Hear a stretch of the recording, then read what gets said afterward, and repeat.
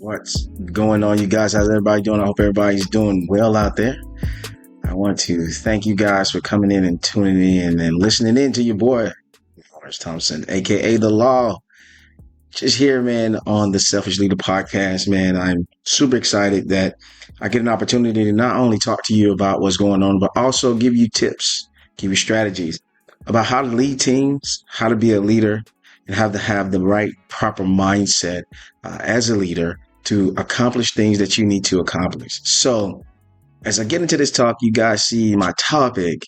I'm going to really break some things down that you may have heard and you may not have heard, but I want to help you guys to develop that trust and that togetherness with your team. To tell you a little bit about myself, I am a side hustler, entrepreneur. I guess you can say it like that. I am a speaker. I am an author. I've also been in the military 22 years where I've had people come from all over the world and I had to lead them and lead them on a mission and make sure everybody get home, right? And so I do have a pretty deep wealth of knowledge when it comes to leading people and leading people in a direction where we're trying to get them to go and accomplish a mission. I do have that knowledge that I can help you out guys out with. So first, let me talk about what I mean of bringing togetherness. Well, as a team and as you're going about and doing your thing as a leader, if you don't have togetherness with your people, then as you're leading them, you're going to have a very frustrating time in getting them to not only get things done in a timely manner, but get things done efficiently. And so if they're not together, if they're not working as a unit, if they're not going as a place of harmony, then you'll be giving strong directives and you'll be uh, speaking different things and you'll be trying to push different things and you will end up like pulling your hair out, put it that way. You end up pulling your hair out where you're struggling to try to make things work and it's not working for you. And so there are a few things and a few tools that I want to give you and a few things I want to tell you how I was able to not only get people to buy into what I'm doing, but also become like a harmonized unit, basically almost like family, man. I'm just gonna say it like that. They basically were like family, and I was able to get the mission done. I was able to get the task done or the things done in what I want to do. Right now, understand my situation is different from most, but it can help. I was able to get people from like all states, right? From Mississippi, Tennessee, New York, Florida, Arizona, had Utah, California, Oregon, some states, you name it, it was there, right? And so now I have this team of people and I have to get them to move into one direction as one single unit to accomplish a mission safely, effectively, and on time, right? Those are the three keys that that I live by. Those are three keys that we do when we go out and we have to accomplish a task. You got to make sure you're done safely, effectively, and on time. And so as I start to look at my team and understand the dynamics, I have women, I have men, I have black, I have white, I have Hispanic, I have Asian. I'm looking at these people and understanding and trying to understand how I can get them to not only just buy into me, but leave the mission alone. I'm saying it again, buy into me and leave the mission alone. Now, I know I told you, the primary thing in leading is mission, but that's for you, not for them. See, you got to get them to buy into you. You got to get them to buy into that they trust you. You got to get them to buy into who you are. Then they'll flow and do the mission. So what I had to do is I had to create something. I created a feedback report, a feedback, kind of like chalk talk. It really wasn't long. It really wasn't huge. It was probably like 5 or maybe 10 minutes. But I created this feedback chalk talk where they can tell me a little bit about themselves and I can hear them, right?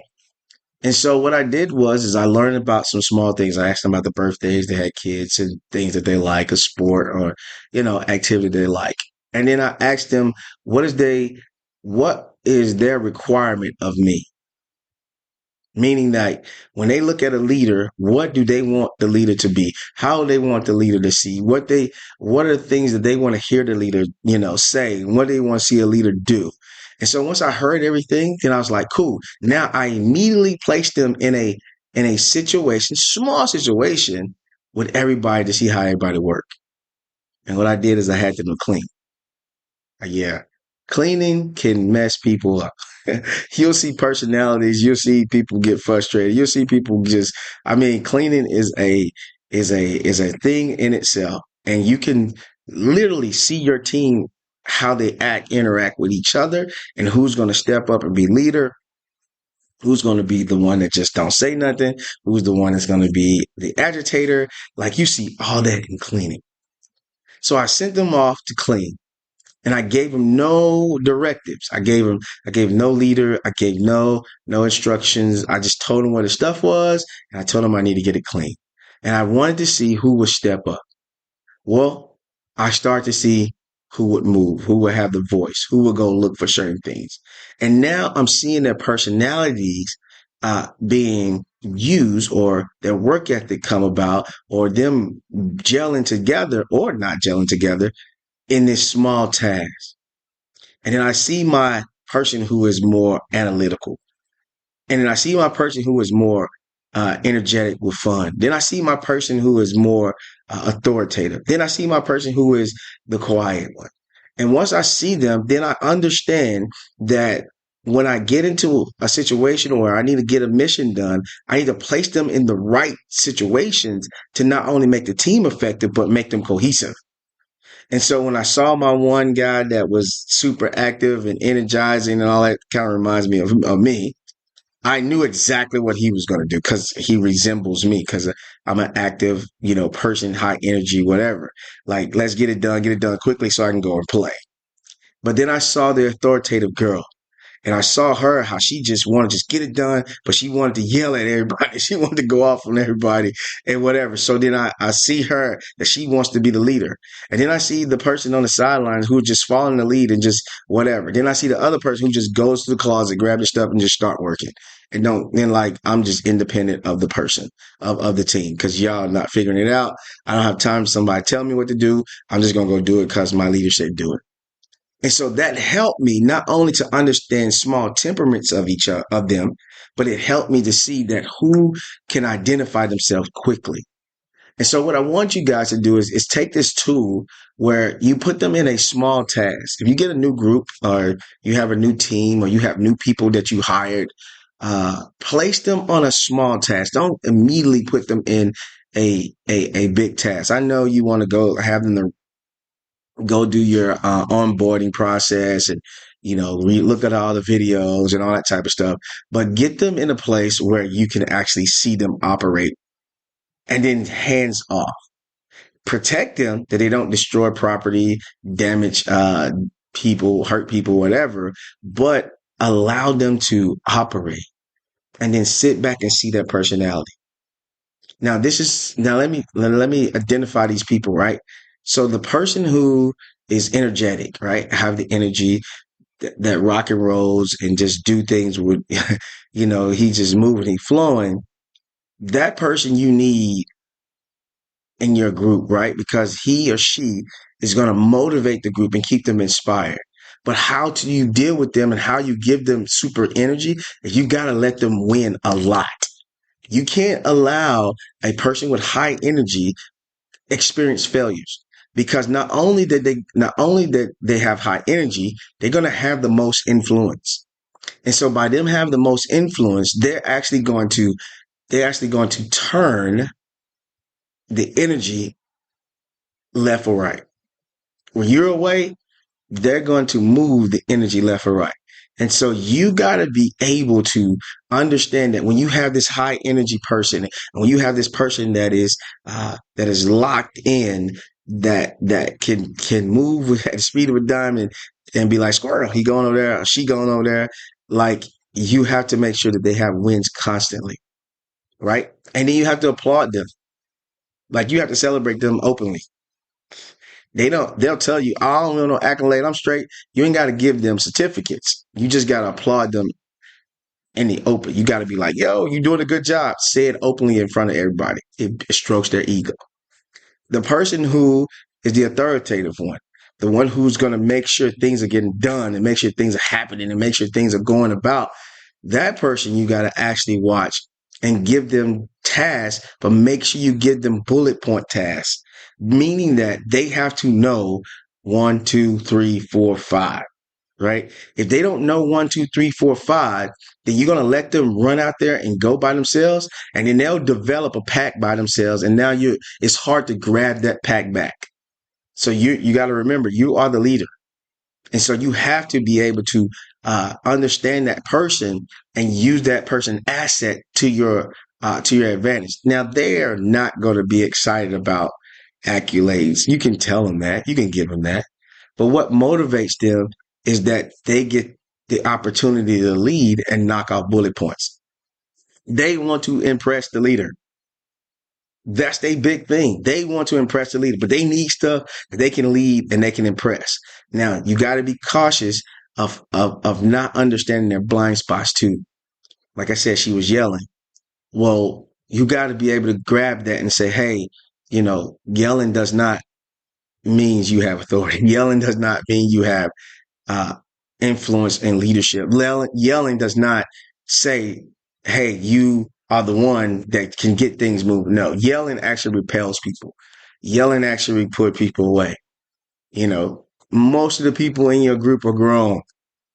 Most of the people on your team is grown. You got to remember that. You got to remember that as a leader is that most of the people on your team, they're grown. They're grown adults. And so don't belittle them as being grown adults. Okay. The person who just grabbed something and just went off and did what they want to do. Now, that person is a leader in their right, but you have to be cautious of that person because that person is not going to stay within the lines. I'll put it that way. They're not going to color within the lines because they're going to always see another way of getting something done, getting something accomplished. Now, you use that to your advantage where you just say something in a blanket statement to them or say something as a directive in a blanket open statement like thing to them, and you just let them go and let their curiosity discover how to do and what to do and when to do. But you got to make sure that they don't get the big head because that person can feel like they have the big head, and guess what? They'll think they're more stronger, more dominant, more smarter than you. And so you got to make sure you keep the reins a little tight on that person and let them know that you are the leader, but you're working in concert with each other. So that person may need to be beside you a little more. That person needs to make sure they understand a little more of what you do so that they understand that their level of knowledge is great, but it's not to the level that you need to be in. Now, the danger part of that is that person will learn your job, which is fine because it helps you and it helps them. But you got to understand that when they start, I guess you could say, smelling themselves, you got to push them out there and let them fail. Yes. That person you have to let fail, and then you have to come back and show them. But show them in a gentle way. Don't show them in like, well, see, I told you if you would have done it like this. No, no, no, no, no. Let them fail. So then when you come in to rescue, you show it and you ease it down and you show them that, hey, I'm still the leader, but this is how you got to navigate this as you start to do your tasks, right? And then you have the person who's the quiet one, who just kind of follow along, don't want to be in the midst of all the drama, don't want to, everything seems like a drama and it's not drama. But that person is quiet and just goes and want to do whatever, just everything what everybody else is doing, just trying to stay within the weeds, right? That person there is going to be your person who uh, people lean towards them and put them in admin. And I say, don't do that. The reason why I say don't do that is because I feel that if you lean that person into more admin, then the confidence that comes out of that person begins to be arrogant. And so I've seen where they lean those introverts or the quiet people into that admin space.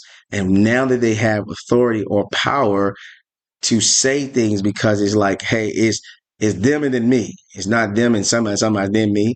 It's them and me. Nobody comes to now they use that as a badge of honor and it becomes their blind spot because they become arrogant in that. So don't send them in admin, but also partner them with the one who is authoritative. Why I mean that? The one who's authoritative will be more tamed because of them. Well, won't they run over them? No, they may push them a little harder, but they won't run over them. And the reason why I say do that is because now you can use that against that authoritative one to teach that authoritative one of how to communicate at all levels. Because the authoritative one gonna say, you know what, that person not talking to me, I don't want to do, I'm gonna move on. And so they don't want to deal with certain people. They don't want to talk to certain people. Well, you gotta train that authoritative one to talk to everyone. Got to be universal.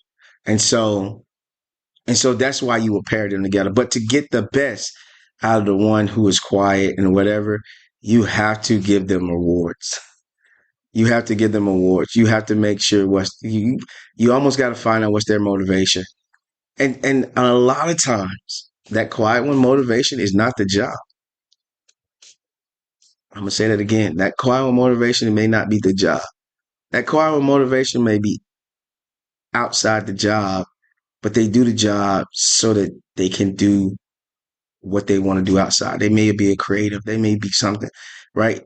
But it's not the motivation, it's not the job. They just want to get their 8 in and get ghost. Get their 12 in and holler back. So you got to see how you can maximize them, push them to the next level, create them a space where they can, move with their brilliance and then do everything that they are trying to do. So I just gave you 4 scenarios, 4 tips how to identify people and how to use it to your advantage. Listen, truth, listen, having people clean is a man, it's my go-to. I'm not gonna lie to you, it's my go-to. But it's my go-to to identify, to know, to shape, to gain my feedback so that I can become the leader that I need to be, but that I can help my team how it need to be. So that that trust level and cohesiveness will be together, will flow together, will move together. Because listen, if your team is not moving as that unit that is necessary, then your task and your job is going to be hard. This is what happened to me. I built the team so strong to where my team fired me. Yes, they fired me. They told me that, hey, we don't need you no more. We just need you to oversee the big side for the big wigs. But as of right now, when it comes to getting in the trenches and getting your hands dirty, we don't need you anymore. And that's where you need to get to, where your team is so together that they look out for each other, they're protecting each other, they're making sure everybody's job is to the standard, to the par. And now you have people in the right positions to not only function, but they function without you. And if you can't get them to function without you, then as a leader, you'll be working in your team, not on your team. You know how they say, we're trying to get you to stop working in your business, but on your business. When you work on your team, that means you're getting them moving in the right direction. And then your retention can be greater. So I want to give you this tip, man. This is my talk for you. Man, re-listen to this over and over again. Tap into it more, man.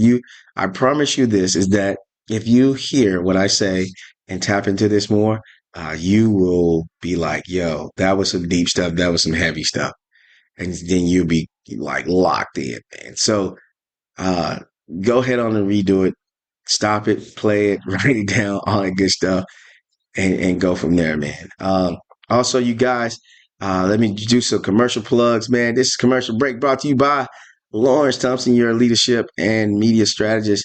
You can go get my book, The Selfish Leader, on Amazon. Yes, you get some of my thoughts about the selfish leader on Amazon, and you get to hear a small, deep detail of it, and you will be able to connect with it. And yeah, just go grab the book, man. I talk about different things. My huge thing about you know, uh, leaders lead with love. It's a deep breakdown. So go grab the book on Amazon. Go and hit that up, and then make sure you guys leave me a comment. Talk to me. Let me know. And you guys can listen to me, follow me on all social media platforms. Just type in Lawrence Thompson, man, on Google, or Lawrence Thompson Jr., and you will find every piece of item of the media that I have. So before I go, I want to also drop a motivational tip in your ear, and we'll get out of here, man. My motivational tip for you guys, and I will explain this as I end, and I'll get the music going here so we can rock and roll. But my motivational tip is this. It is that the place where pain and exhaustion meet is where fortitude is birthed. Say it one more time. The place where pain and exhaustion meet is where fortitude is birthed. And the reason why I wrote that quote, and the reason why I had that quote, is I realized that, we go through a lot of pain, but not the pain of some injury. I'm talking about the pain of changing yourself, the pain of transforming yourself, the pain of doing something different, the pain of living out a different life.